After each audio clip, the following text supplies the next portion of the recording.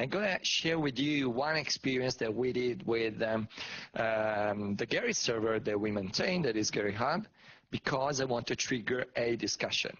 Okay, so first of all, I'm just going to tell you how we went through the journey of doing from a single master-slave installation back in 2013 in GerritHub, an idea on how to take a single Gerrit server and put the replication plugin and replicate to GitHub. GitHub is just a Git server. So replicating to GitHub doesn't need any special software, any special setup. You just install Gerrit from the Word file, you configure the replication plugin, and there you go. And this is exactly how it was in 2013. To do a very good and scalable and reliable architecture, you don't need to go and design everything up front, buy a super duper product, buy a super duper hardware, buy a super duper network, and then you just snap your fingers and you've got it. You don't know who are your users, how many repos are going to create, and what the traffic look like, what the latency look like. You just know nothing. So you need to start small. And we started small to see exactly, first of all, if the idea was interesting and how the tools was used. So we started back in 2013 with a single master, and we started in Germany because we are based in London and we didn't even know where the people would come from, right? GitHub is global. So will the people in Europe like it? Will the people in the US like it? Will the people in China like it? We don't know. So we started with one. There was no preference. We started with Esther in Germany. And then we were getting incoming traffic from across the globe, and the people that were just, let's say, replicating their stuff into GitHub. The only magic here is that if you do with Gerrit, you need to have a Gerrit admin that goes into the replication config and configure the endpoint on GitHub. Sorry, the endpoint, the remote that points to GitHub with all the configuration associated. And because we wanted to make a self-service system, what we did was very, very simple, a simple plugin that was called the GitHub plugin that is basically just a wizard, right? And just GUI. It's just a simple GUI that you go to a website, you do click, click, click, and add one entry in the replication config. Done. Very simple. There we go. That's the previous one was the kind of commercial view. This is more the technical view. So you have a Gerrit traffic, guest incoming, Gerrit master incoming traffic, then you configure a replication plugin, go to GitHub. The only complex part here is that if you do as a Gerrit administrator, what happens is that you define maybe some kind of optimized way to define these remotes. If you make a self-service system and you got 1,000 people, then we'll create 1,000 remotes. Okay.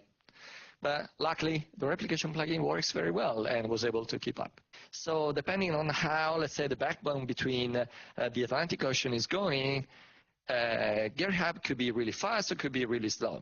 One of the complaints that they were saying is that it's very strange because if I go in the morning, right, and I clone from GitHub, it's super slow, but on GerritHub it's super fast. But in the afternoon, it's exactly the opposite. And actually, we were doing some performance tuning and analysis of the traffic. And even when the people were saying that it's very slow, actually, GerritHub was a lot faster than GitHub in terms of throughput. But the problem was not GerritHub, was how many hops there are between the end user and GerritHub. So we decided that we needed to move from Germany to the other side of the Atlantic Ocean. So we could have done to moving the servers to the US, but we decided to go with Canada because they're just a much better deal in terms of better bandwidth, less expensive, and then OVH was a lot better than the others. So we just went with OVH in Canada, but actually we measured the latency was exactly the same as hosting in the US. So what we could have done is just to move the master from Germany to the other side of the Atlantic Ocean. But because from the beginning we wanted to give a service that is great, that is always available, that is going to minimize the user pain and maximize the performance and the usability from the people, we said, okay, if we do in the traditional way, how do you migrate one server from one one service from one server in one zone to the other. We didn't want to have any downtime, zero downtime even in this migration. And as you mentioned before, so we wanted definitely to do one step at a time. So no changes of releases, no changes in configuration, zero, only moving stuff around. Because as Frank said, whenever you change something, even if it's a small release change, you change the functionality, it needs to be properly communicated and so on. And imagine if we were changing the data center and version, and then something goes wrong.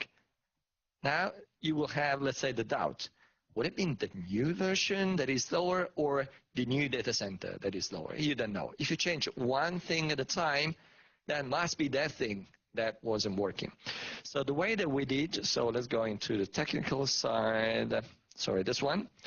The way that we did was basically doing in two steps. So at the beginning, so I didn't put the first step here, but at the beginning was still the Gerrit master in Germany with still the replication to GitHub, but the new master in Canada was just one extra replication end. So the traffic was still coming on this side, on the master, but it was replicating to both Canada and the other GitHub. And then when that was stable, so we were doing all the testing. So the other master was used as it was a Gerrit slave, but was not a slave. All the nodes we got there always master. They just changed the role. So in this case was yet another master. They was pushed as it was a slave. They was used as it was a slave during the transition of the master from Germany to Canada. When the replication queue was drained, we were flipping the switch, and when it was going to the new master, was already read-write. So the people didn't change their domain, didn't know what was going on. The only thing that I got as a feedback was, oh my God, what have you done to GerritHub? Since yesterday, it's so much faster. Okay, but then it was not enough, because we wanted to keep Gerrit always up and running and always up to date with the latest and greatest, right? And you know that Gerrit, even if we release only twice a year, Gerrit in reality is stable at every single commit. So we try to, let's say, improve in terms of how frequently we were releasing to GerritHub, but that with the previous model, so let's go back for a second to the previous model, had one problem, that we were still forced to do the ping pong between the two data centers when we were doing our rollout.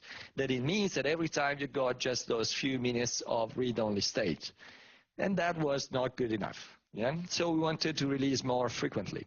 You know that when you upgrade Gerrit within the minor release, the upgrade is really straightforward because you just replace the word, restart Gerrit, done. Okay?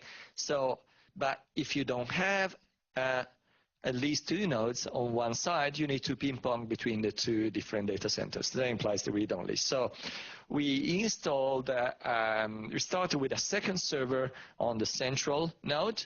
So each node can deal with the entire traffic of GerritHub. So we were not concerned about the German side because we were just using a disaster recovery. So we started doubling the Canadian side with one extra server. And of course, if you do that with version, that time was version 2.14. If you do that with version 2.14, which problem do you have? Sessions. So how do you share the sessions? So if you log into one, you got one session, you go to the other, you don't have a session anymore. Caches, yeah. Caches is easier to resolve. You just put the TTL of the cache low. You put some stickiness. You may sort this out. But yes, caching, cache consistency is another problem. Index is really the painful one because with index, at that time there was no support for Elasticsearch. Now things are different, but back in 2017 it wasn't there. We were working on it, but it wasn't ready yet. So what happens is that every single node has its own Lucene index. And the Lucene index is not like the cache. If it's not right, it's not right until someone is going to reindex. So luckily, the guys from Ericsson, they were developing a high availability plugin.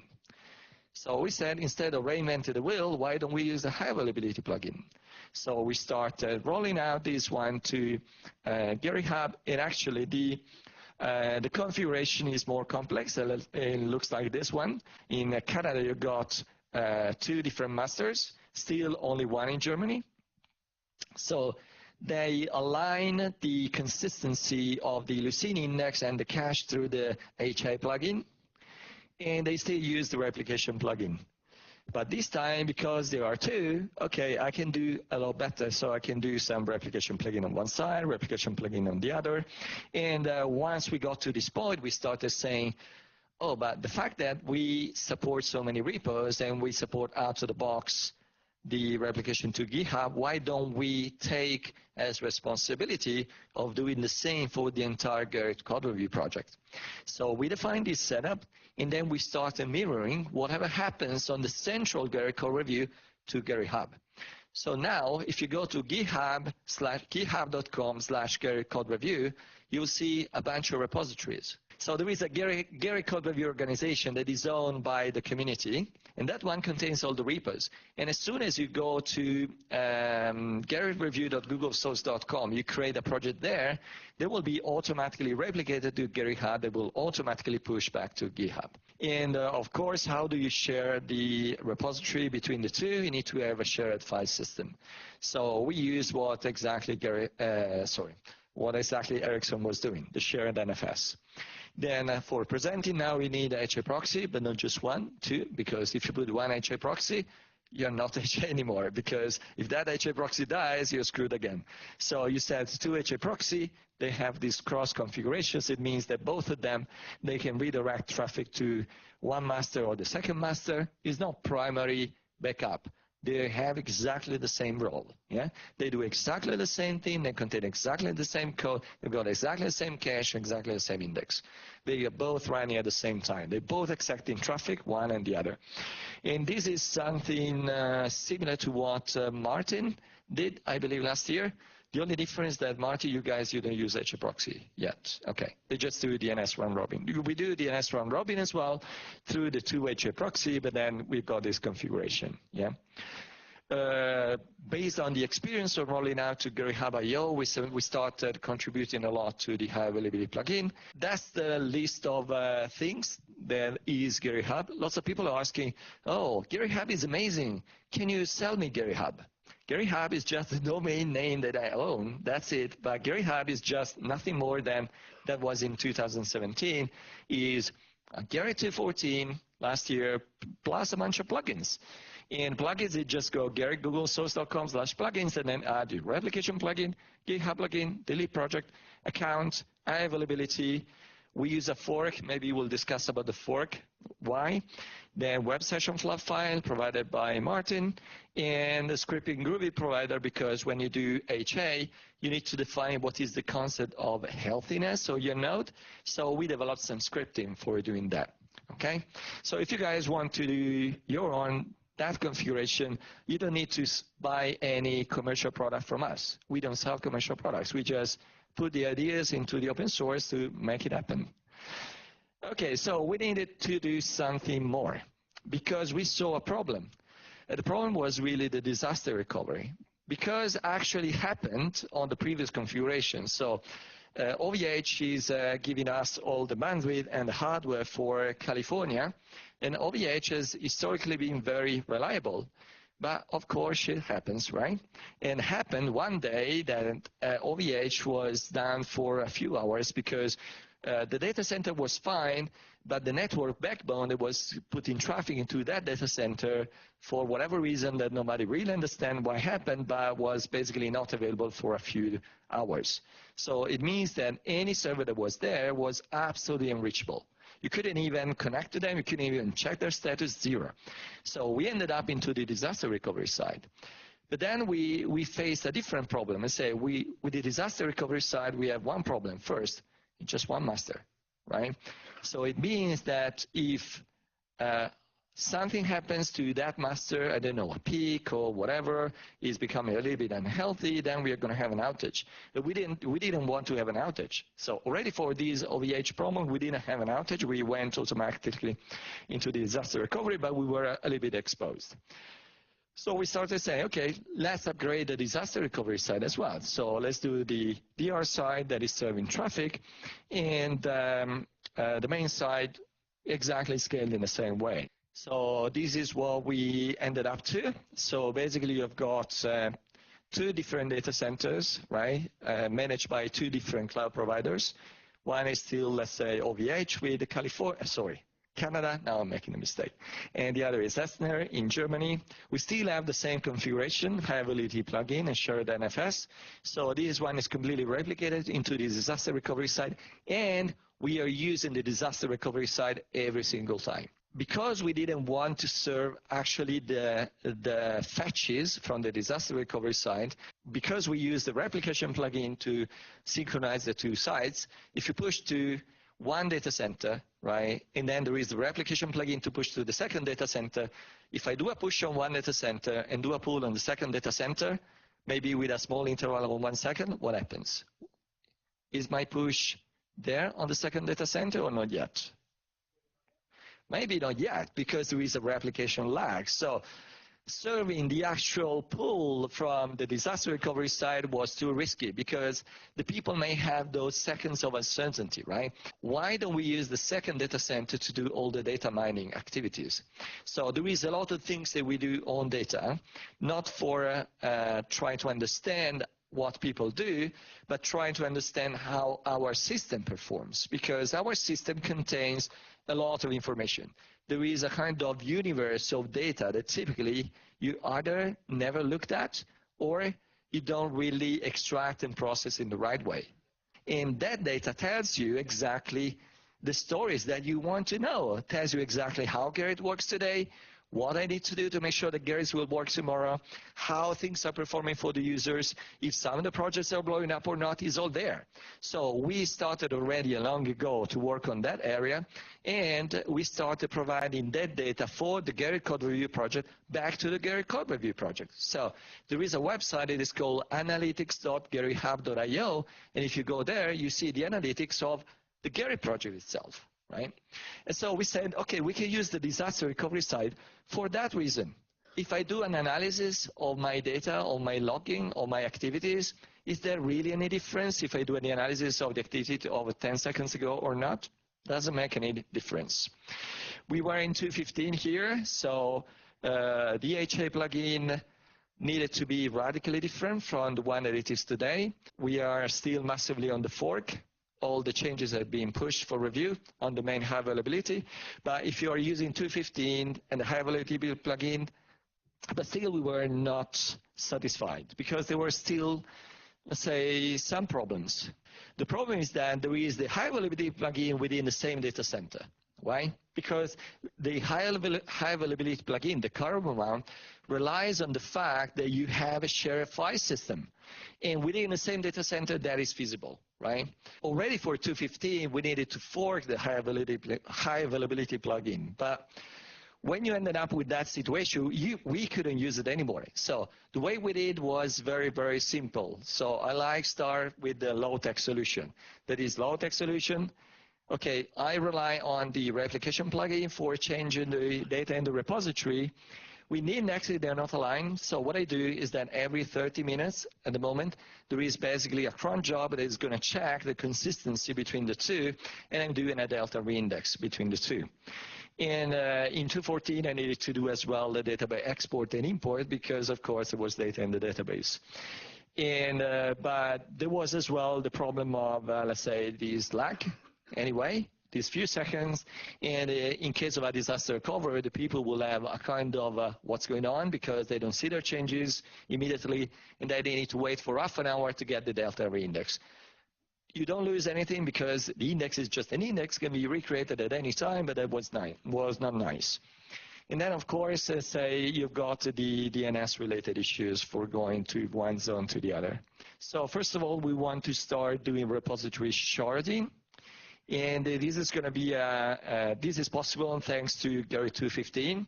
So for the people that don't know about it, Gerrit 2.15 has one feature that has been controversial in the past, but for us is great because it works great in our use case. That is basically changing the URL scheme. And the URL scheme, now you've got the project every single time. That allows basically, without having the super magic that Google did with their data center with the kind of clever proxy, with just a simple HA proxy, we can start, let's say, sharding the repos on different nodes. Bear in mind, this is not pure sharding. So sometimes you think about the sharding, you think about, okay, so it means that I've got two repositories. One is going to be on node A, and the second is going to be on node B. Now, here I'm talking about something different. It means that all the repos, they are always on every node, but the HA proxy is going to be clever because knows what is the project and knows what you're doing. It's going to be clever at putting the read and writes in the current node, making sure that you never push on the same repository, on the same branch from two different nodes. So it means that if you've got a concurrent push of two people exactly at the same nanosecond, exactly on the same repo, exactly on the same branch, will always end up on the same master, right? If you've got two pushes on two repos, even at the same time, they will go to different master, okay? How the magic works in terms of making sure that the underlying data is consistent, still the replication plugin. But now it's not anymore just unidirectional. Basically, they replicate into each other, right? So it means that the one on the left replicate to one on the right, the one on the right replicate to one on the left. And basically, thanks to the magic of the new URL scheme, you guys in Google made my life so much easier. Thanks. High availability plugin that was not suitable anymore for our use cases. We already started writing this new plugin that is called multi-site plugin. It has a different name because the direction that it is taking is completely different in terms of decisions of the HA plugin.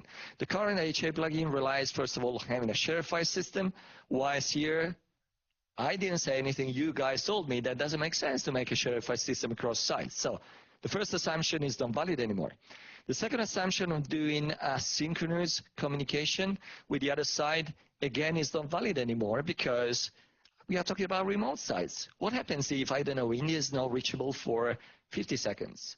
It should be an asynchronous, reliable broker. Here we are starting with Kafka, but doesn't mean that we need to go and end up with Kafka. We started with Kafka because there is already an implementation of the stream events on Kafka. And again, Kafka is multi-master already. Has some weakness, of course, because it relies on Zookeeper and so on. We were thinking about as well doing the equivalent in NATS.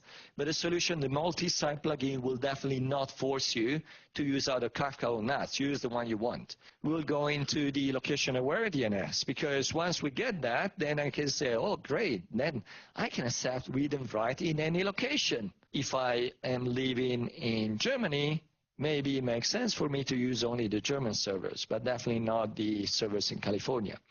So the way we are doing basically is to give some kind of first location-aware DNS in a way that you end up already in the sense of workload balancer that makes sense for your zone.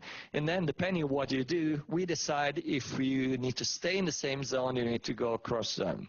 Just to give you some example, imagine that you want to fetch data. Okay, if you want to fetch data, I can fetch everything on my local zone. It's absolutely fine. But if I want to push data, and based on the current sharding system, my data is in my zone, makes sense that I stay in my zone. But if I want to push data that is somewhere else, then that data will go somewhere else, even if I'm talking to my local server. So what is the advantage of this? Because I always, with the location-aware DNS, I always talk to my local server. The majority of data that I'm talking to in my Gerrit is local. But if you have one guy that is working from India and needs to access the server in San Francisco, then it has a big problem because the GUI is going to be super slow because the GUI is on San Francisco side and is not in India. So even if only 10% or 5% or even 2% of the things it's doing is a push, it's going to suffer from all the performance penalties of using a server in San Francisco. But if I have an intelligent HA proxy, right, and I have as well an intelligent logic in Gerrit that understands where the traffic needs to go to, I can say I always talk to my local server that is in my zone. So if I am in India, I'm talking to my server in India. And then depending on what I do, I use my local server or a remote server. So the value is that all of this is completely transparent to the user. Because as a user, I always go to the URL on my Gerrit server. And then, thanks to this mechanism, the calls are going to be redirected in the place where it makes sense. I just wanted to ask if you're just ignoring SSH? Yes, no, that's a very good point. So SSH is a problem in this architecture, right? Because HA proxy can do SSH, but has a big problem. You don't know what projects, you don't have an idea what operation, whether it's read or write. Exactly.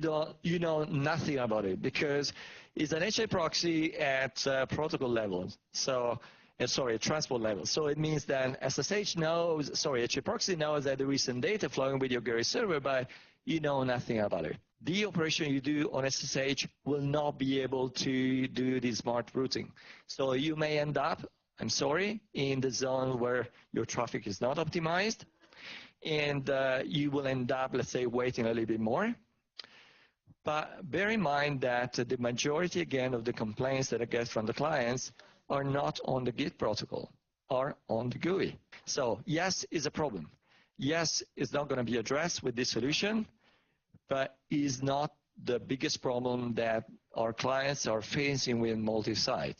But of course, if we find a way as a community to solve the SSH problem as well, I'll be more than happy. The solution is get a better WAN because we don't have any complaints about the WI across the continents. Okay, yeah, no, that's a different point. So get a super fast network across the globe so everyone, everywhere in the world will be super fast. Yes, that's the solution. But unfortunately, not all our clients can have a super fast network. You guys can, but not all of our clients. And for sure, for instance, in case of GerritHub, we don't, because we don't own the infrastructure. Would you also have some slaves in the setup? So would it be then several masters and some of slaves, or everything will become just master? Okay, that's a good question. So actually, in that architecture, everything can be a master. So it means the distinction between master and slave does not exist anymore. Functionally, some of them will be master for certain repositories and slave for other repositories. So you can say that every single node is capable of managing any type of operations.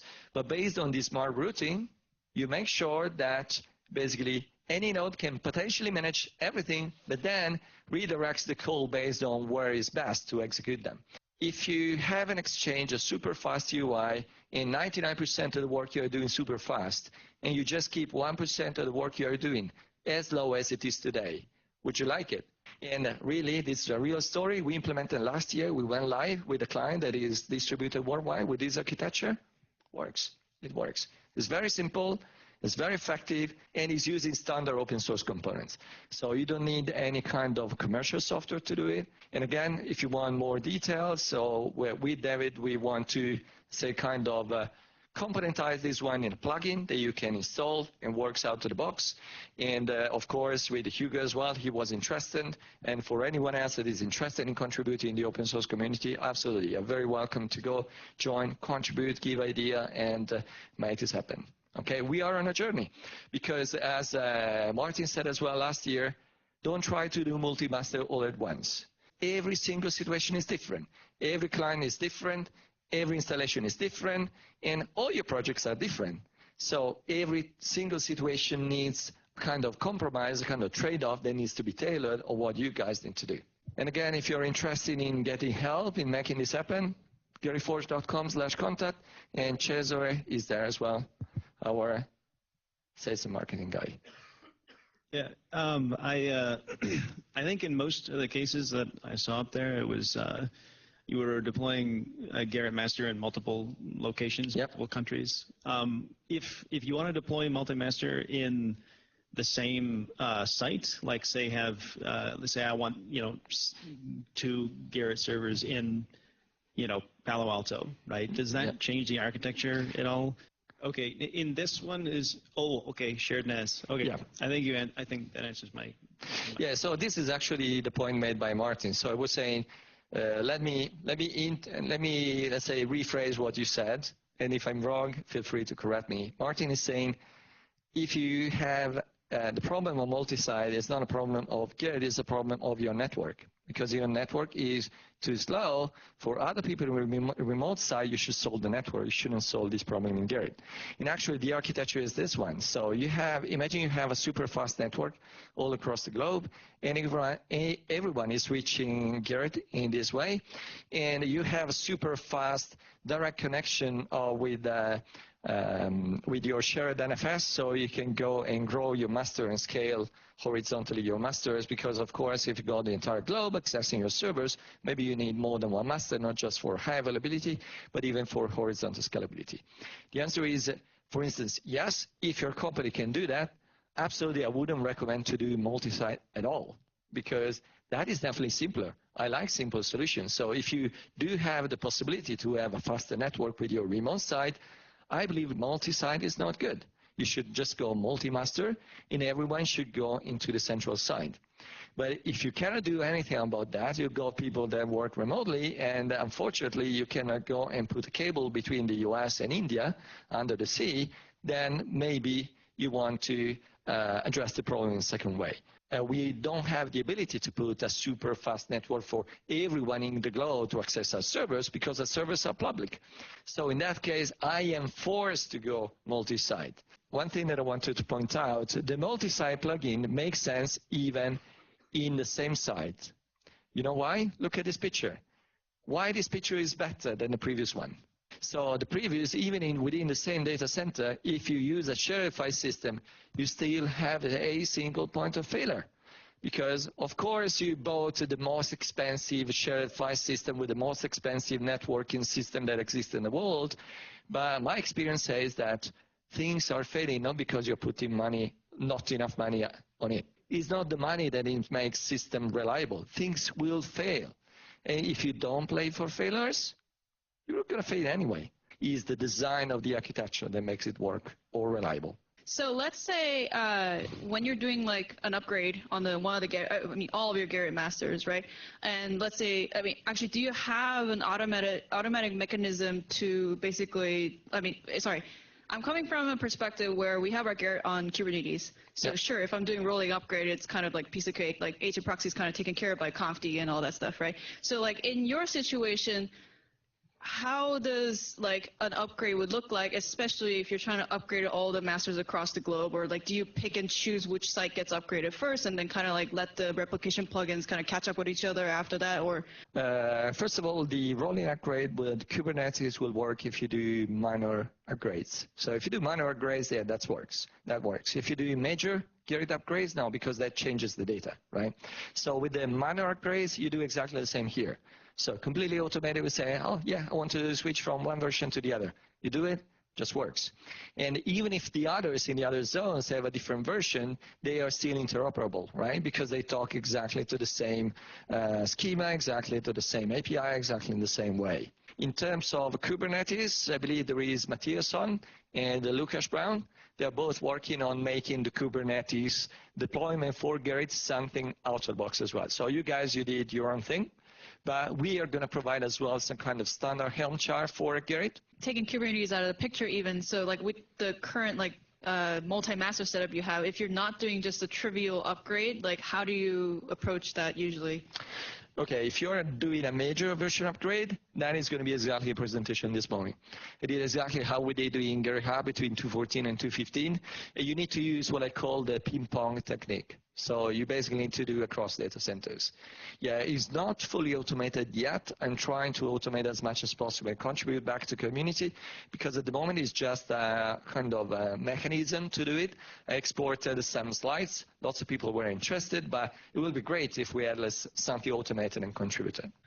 So in a multi-master, when you're doing a major upgrade, and even in the ping-pong, so if the schema's changed, and you're adding new events to replication plugin, are you going to temporarily suspend replication during that period of time because the other items on the earlier version don't understand that schema yet?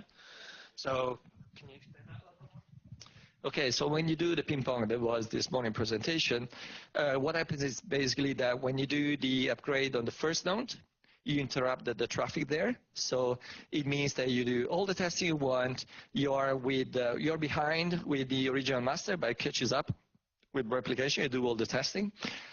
With regards to the replication event, they are not understood by the clients. such as the Jenkins Gerrit trigger plugin. That's a point that was raised this morning as well. So that is more a problem that needs to be managed on the Gerrit trigger plugin. At the moment, the problem is that it's not actively maintained by anyone. So it's done best effort by Robert Sandel, but he said already it's working for CloudBees, it's not working for Sony anymore. So I say he's doing because he likes open source. He wants to keep on doing it. And if you go to youtube.com/GerritForge TV, there is a new plugin that is not subject to this small fluctuation of the Gerrit version. So I need to leave space to other people. So thank you very much. And there will be a Q&A session at the end as well.